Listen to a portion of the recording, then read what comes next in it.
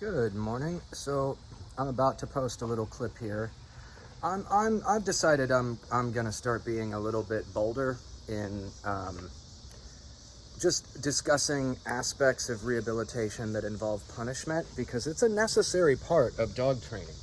Um, and there's unfortunately a real harmful, destructive movement that's going on right now that's killing a lot of dogs, and it's been around for a long time, but it's a very small but very loud vocal minority who will insist until their dying breath that punishment is not only unnecessary in training, but that it's harmful in any form. And they'll also say that you can rehabilitate any behavioral issue without punishment and using only positive reinforcement, i.e. treats. It is very, very untrue, and that mindset is responsible for more dead dogs right now than intentional neglect and abuse, because people are bringing large dominant breeds into their home who have aggressive behavioral issues, unruly behavioral issues, and these poor people think that they can get what they want out of that dog by waving treats around. And if you have 2 or more dog aggressive dogs in a pack and you're trying to keep them all at bay by waving treats around, you are setting yourself up for a bloodbath. And you might be a part of that bloodbath if you choose to jump in to try and break that fight up when it happens. But there's a reason I don't use treats when I'm doing pack work with dog aggressive dogs, and the biggest reason is food makes dogs overstimulated. Overstimulation leads to dog fights. Food makes dogs competitive. Competition in packs leads to dog fights. Overstimulated dogs in competition for food can guarantee you a dog fight. And a lot of people just don't think about this stuff. Additionally, a lot of people don't understand how the use of force, when properly deployed, can keep dogs safe, and they can keep you safe. And I think when people think about the concept of a trainer punishing behavior in a dog, they think of a trainer like beating the shit out of a dog or something like that, when the idea is you're only using as much force as what is necessary to keep everybody safe, and for a dog to learn to abide by you when you tell it no. And no means stop. Whatever it is, whatever you're doing, when you hear me say no, immediately disengage. The most important command you can teach a dog is no, which is the universal sound for whatever the hell it is that you're doing, thinking, etc. Just stop right now or else. I know I'm going to get massacred for posting this video by the force-free community. There's going to be people that call me a dog abuser. There's going to be people that tell me what I'm doing is unnecessary. And every single person that comes out to be an armchair quarterback like that, you can know one thing about these people. They have never stood in a circle of a half a dozen dog-aggressive, human-aggressive pit bulls. And until you have stood in that circle and commanded the behavior of a bunch of dogs who, if they all broke out in a fight, you would not be able to control, then your opinion is and nothing more. It will always be the people who will never, ever be able to help the kind of dogs that have these problems that are going to be the first to be hypercritical of the people that are saving these dogs' lives. So, on that note, I'm gonna attach that clip now to this. And the last thing I want to say, and I'm not trying to be dramatic here, I'm just trying to inject some reality into what's going on so that people understand that we're not just trying to rehabilitate dogs here to save their lives. This is incredibly dangerous work. The way to keep you and your pack safe is that you always have control over your dogs. When you lose control over your dogs, that's when dogs and people get hurt. So the general public, when they hear me say that, I think most people think of the concept of losing control over a dog or dogs is when a fight breaks out. That's when you lose control. No. Nope. That is when the catastrophe happens, and all hope is lost. You lose control. You lose control over your entire pack the second you tell one dog no, and it does not immediately disengage. Right there, in that moment, you just lost control of your entire pack, and you better fucking retake control right there, calmly and assertively, or it's gonna be on. What I'm punishing in this video is not Barney about to become aggressive. Remy was not about to become aggressive.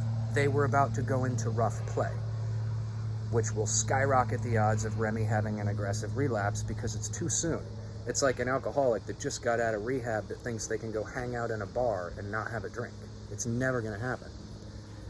Additionally, you gotta understand dogs. If Remy and Barney were to have broken out in a fight right there, God only knows what the end result would be. It could be all 5 or 6 dogs in that video really, really injured.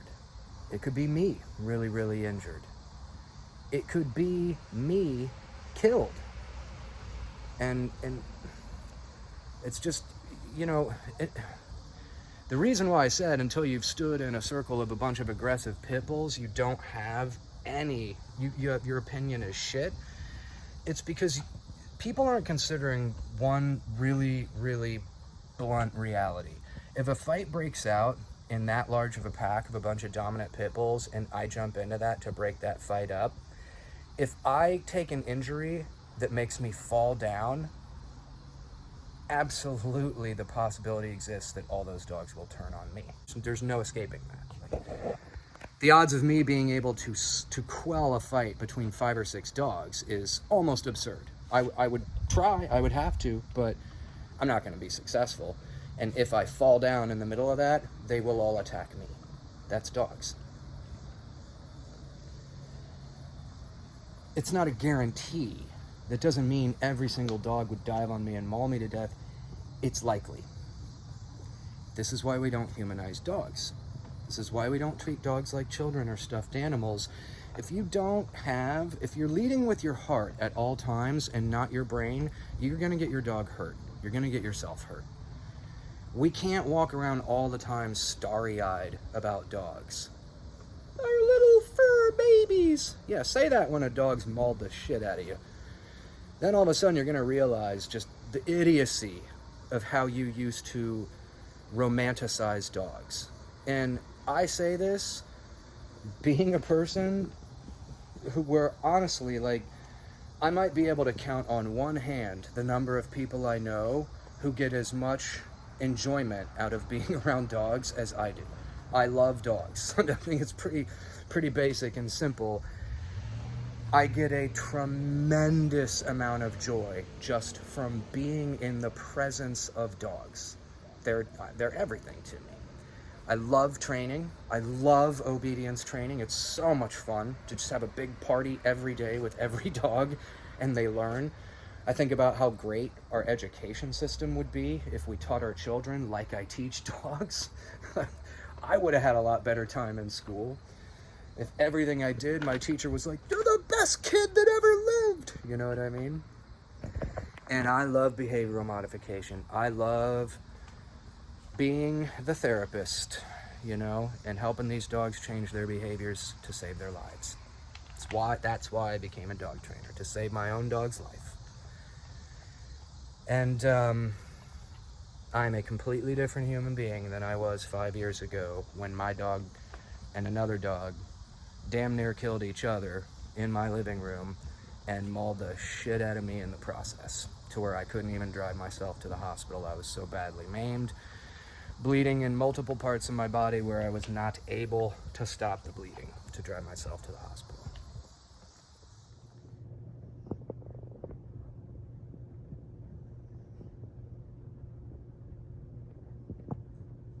It's not personal. Nothing you're about to see. You don't hear any anger in my voice. You don't hear me yelling, getting worked up.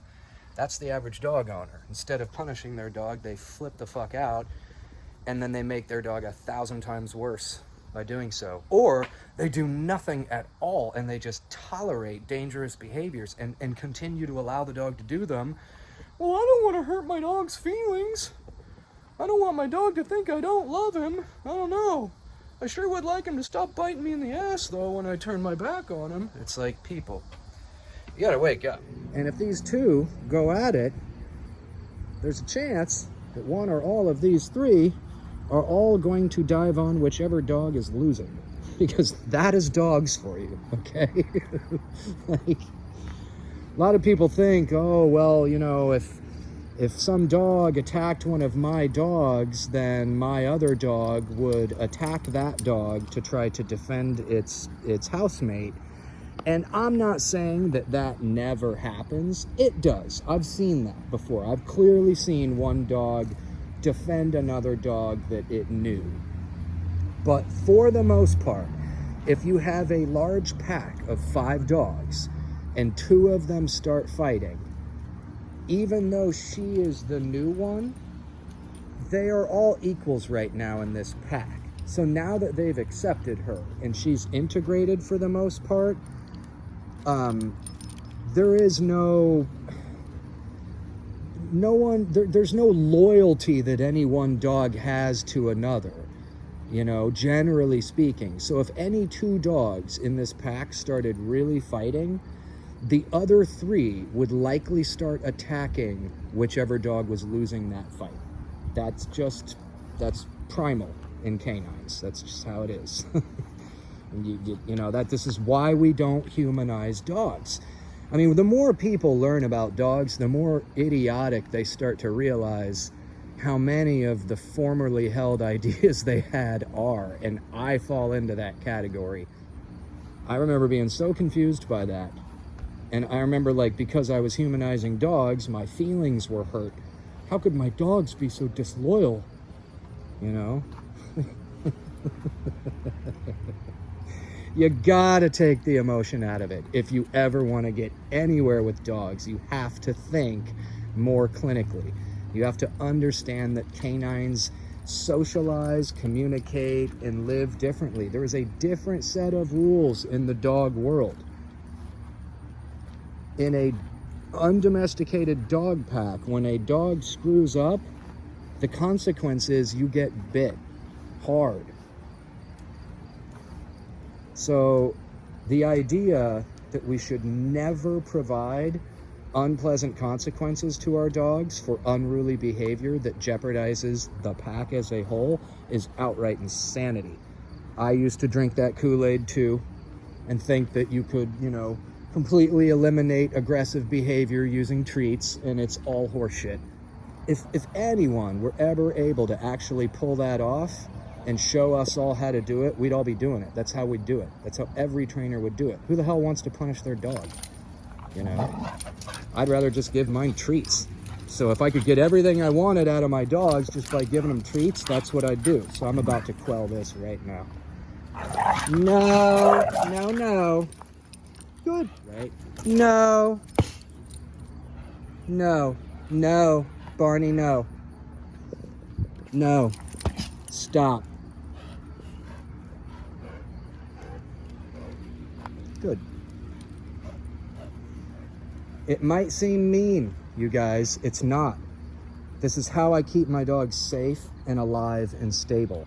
You cannot allow play to get that stimulated with a dog who is freshly rehabilitated from having dog aggression.